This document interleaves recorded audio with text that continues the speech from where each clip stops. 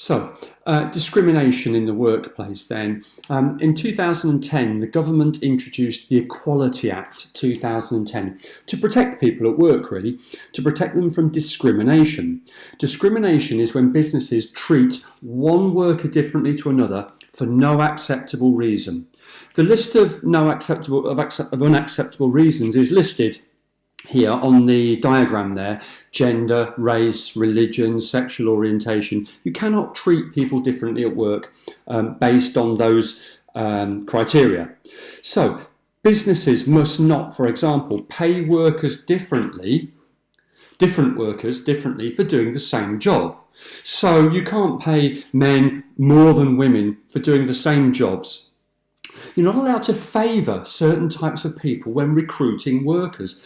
So, for example, it could be seen as discrimination if you say in a job advert, woman needed to work in da-da-da-da-da, unless there's a very good reason why it would have to be specifically a male or a female worker. You cannot discriminate against people based on their religion or gender or sexuality when it comes to promotion or offering training, for example. You have to be completely fair. And here's another important one. Businesses can get into trouble if they allow other workers to bully or mistreat their co-workers, their colleagues, based on their religion, sexual orientation, etc. If a business does discriminate between its workers, it might find that its staff become less motivated, which can affect the performance and productivity of the business. That's the first disadvantage.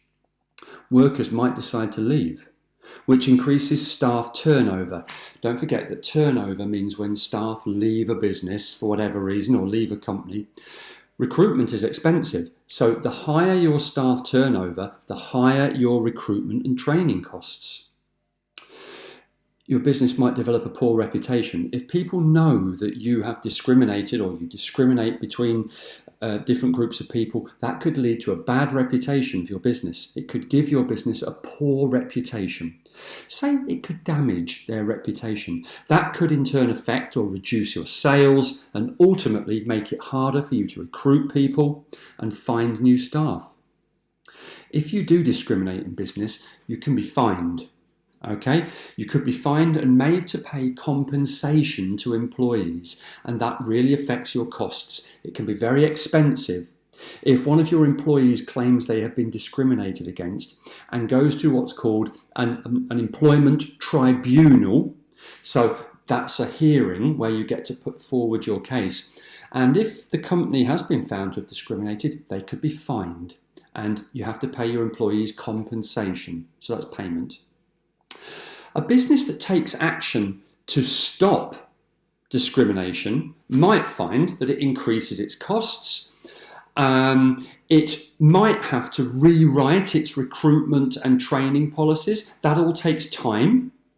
And also, if you're forced to take action to reduce discrimination in your business, it might mean that the management have to monitor what is going on day to day, and that can also be time-consuming and therefore expensive. Okay, so if your company has been discriminating and you then have to start monitoring and being very careful, you may have to change all of your procedures. Like I said, your costs may increase because it might turn out you're not paying some groups of people enough, or you may have to rewrite a lot of your documentation.